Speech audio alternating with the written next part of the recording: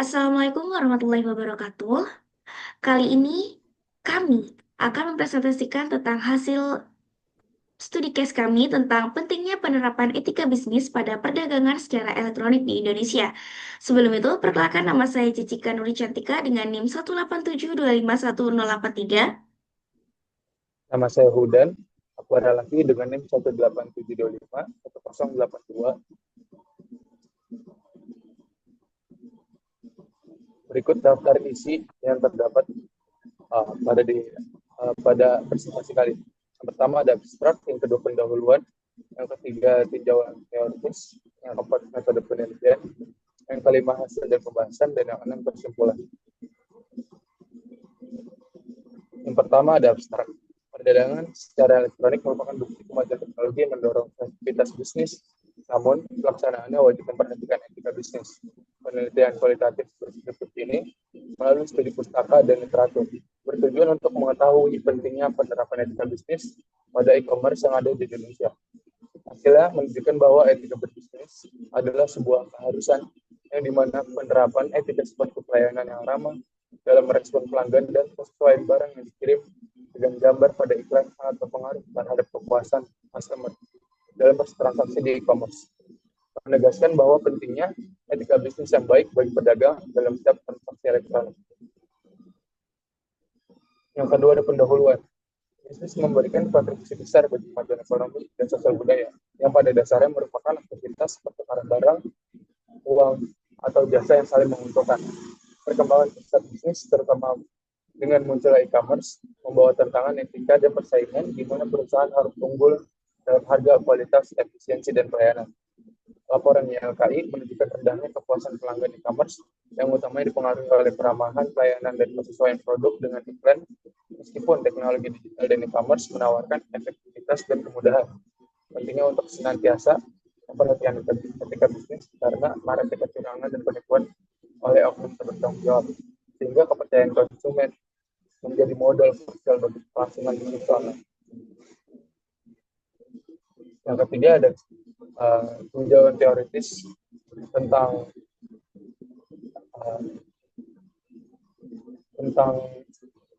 uh, penelitian ini. Yang pertama ada penelitian tentang pentingnya penerapan etika bisnis pada perdagangan elektronik di Indonesia dengan tujuan mengetahui pentingnya penerapan etika bisnis pada perdagangan elektronik di Indonesia dengan metode kualitatif deskriptif di pusat dan literatur dan menghasilkan etika dalam berbisnis adalah hal yang dalam perdagangan elektronik. Penerapan etika seperti keramahan, pelayanan, dan penyesuaian barang dengan iklan sangat berpengaruh terhadap kepuasan pelanggan. Yang ketiga ada etika bisnis yang baik sangat diperlukan dalam diri pedagang e-commerce. Yang kedua dalam tinjauan teoritis itu ada implementasi etika bisnis Islam dalam transaksi jual beli online pada e-commerce populer di Indonesia.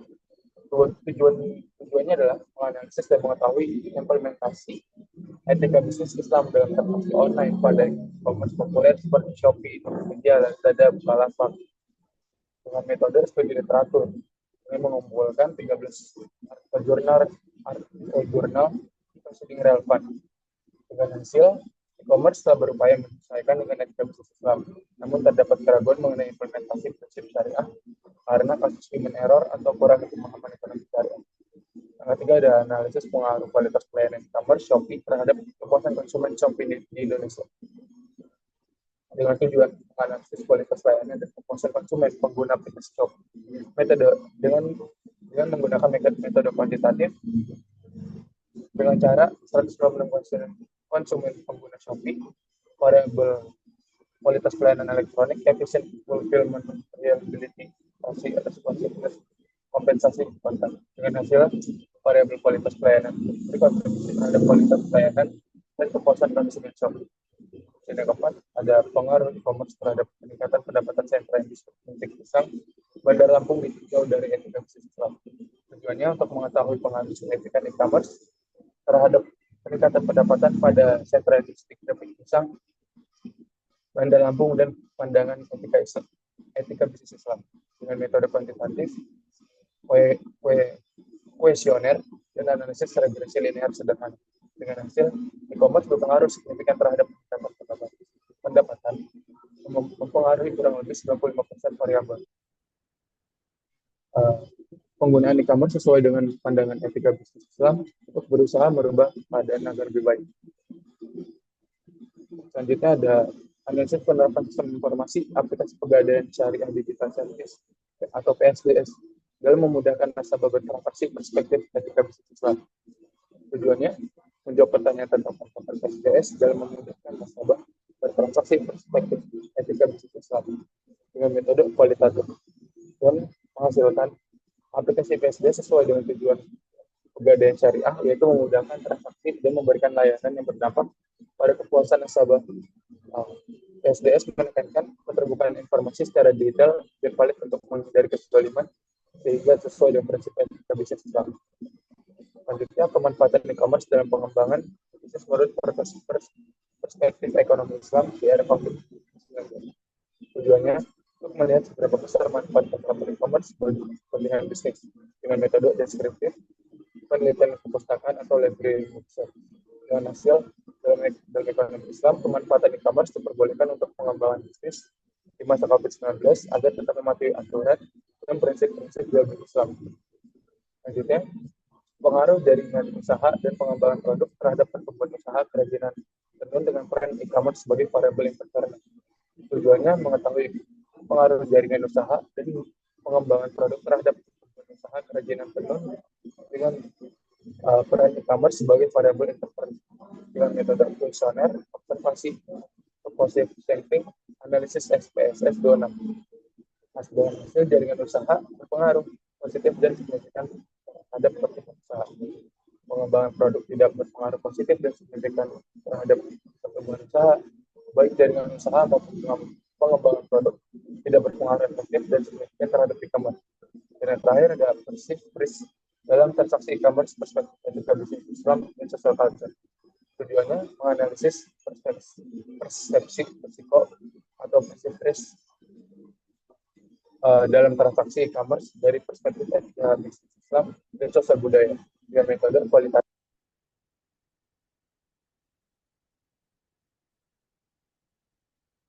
E-commerce secara umum tidak melanggar etika bisnis Islam. Keamanan konsumen khususnya Muslim.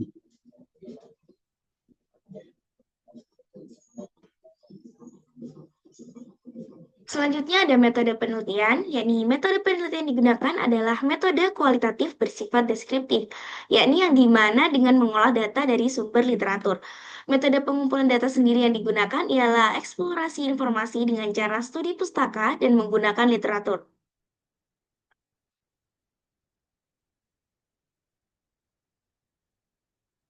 Selanjutnya ada hasil dan pembahasan.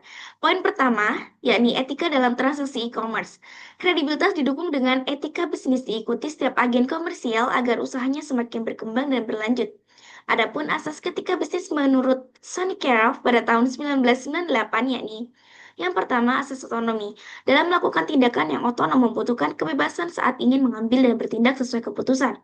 Yang kedua, asas kejujuran atau kredibilitas adalah prinsip di mana dalam ketika etika bisnis yang penting karena terjadi saat kita bertransaksi komersial. Yang ketiga, asas perilaku, seperti perilaku ramah dan berbuat baik terhadap pelanggan. Yang keempat, asas kesamarataan terjadi pada saat melakukan aktivitas jual beli, yakni saling membenahi dalam bekerja. Yang kelima, asas menghormati diri sendiri, yakni memperlakukan satu sama lain sebagai individu yang memiliki pemikiran yang serupa dalam menjalankan hubungan bisnis.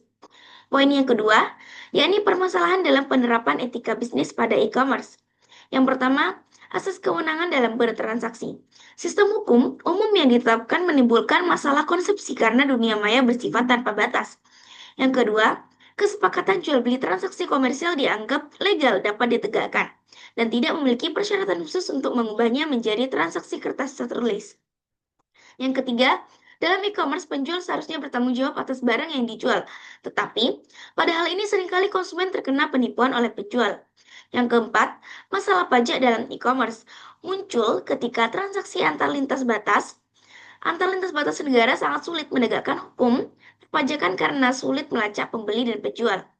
Dan yang kelima, melakukan tanda tangan palsu dalam barang e-commerce merupakan permasalahan dalam penerapan etika bisnis. Next. Poin yang ketiga yakni model hukum e-commerce.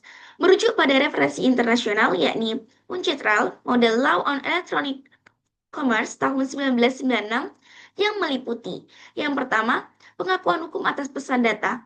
Pasal 5 model hukum menyatakan bahwa meskipun informasi ada dalam bentuk pesan data, itu memiliki kekuatan hukum sah dan dapat ditegakkan secara hukum. Hal ini diperkuat dengan pasal 6 di mana sebuah aturan yang mewajibkan sebuah informasi harus tertulis.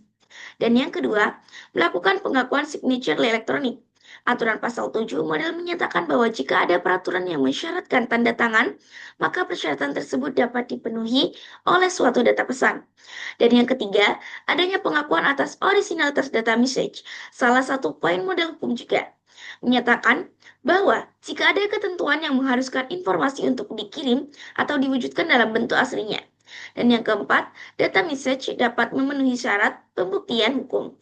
Model hukum sendiri pada pasal 9 menyebutkan bahwa setiap bentuk aturan data, informasi berupa pesan data harus memiliki nilai pembuktian. Dan yang kelima, data message sebagai pengakuan atas dokumentasi. Dalam pasal undang-undang ini juga disebutkan bahwa apabila ada aturan yang mewajibkan pencatatan ataupun penyimpanan berbagai dokumen, arsip atau informasi, maka peraturan tersebut dapat dipenuhi dengan menyimpan pesan data. Dan poin yang keempat yakni Indonesia merupakan sebagai konsumen paling loyal di e-commerce. Survei Jakpart semester 1 pada 2021 menunjukkan Tokopedia memiliki loyalitas konsumen tertinggi dengan NPS 49%, disusul Shopee 42%, dan Lazada, Bukalapak, serta JDID masing-masing 32%, dengan tingkat kepuasan Tokopedia mencapai 4,41. Keberhasilan Tokopedia dinilai hasil strategi promosi seperti gratis ongkir. Namun, persaingan e-commerce tetap ketat karena konsumen cenderung memakai lebih dari satu platform. Di sisi lain, lemahnya perlindungan konsumen dalam transaksi online menyebabkan banyak keluhan ke YLKI dalam penyelenggaraan etika bisnis, sehingga kepercayaan pelanggan menurun. Karena itu, kepuasan dan loyalitas konsumen tidak hanya bergantung pada promo, tetapi juga pada penerapan etika bisnis Islami, terutama kejujuran dalam jual beli. Next.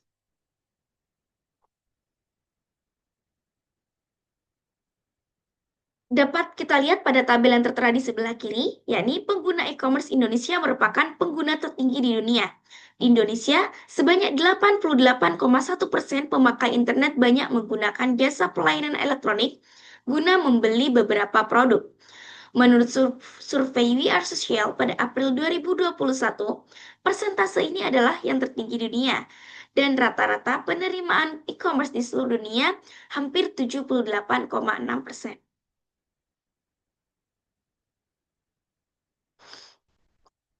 Setelah apa yang kita bahas di depan, maka tibalah kita pada kesimpulan. Menurut peneliti, kesimpulan dari sumber artikel jurnal dan proceeding menunjukkan bahwa perdagangan elektronik adalah bukti dari kemajuan teknologi. Perdagangan elektronik memungkinkan semua aktivitas jual beli dapat dilakukan secara online. Meskipun melakukan aktivitas secara online, etika dalam berbisnis tetap dijalankan dalam dunia. Dalam dunia perdagangan terdapat asas-asas dalam etika jual beli menurut Sonny Keraf pada tahun 1998, yakni yang pertama asas ekonomi, yang kedua asas kejujuran, yang ketiga asas berkelakuan baik dan tidak berkelakuan jahat, asas yang keempat asas kesamarataan, dan yang kelima asas hormat pada diri sendiri. Di Indonesia sendiri kegiatan e-commerce sangat tinggi. Konsumen Indonesia sangat loyal terhadap platform e-commerce dikarenakan kepuasan mereka dalam berbelanja. Para pedagang juga selalu mengutamakan kepuasan dengan beberapa promosi seperti diskon, gift, dan voucher. Faktor-faktor lain juga berpengaruh seperti keramahan pada customer. Hal ini sejalan dengan etika dalam berbisnis dalam dunia perdagangan.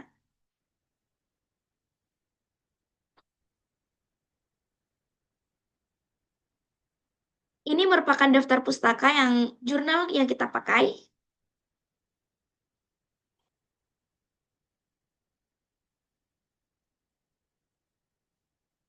Sekian dari kami, kurang lebihnya mohon maaf. Wassalamualaikum warahmatullahi wabarakatuh.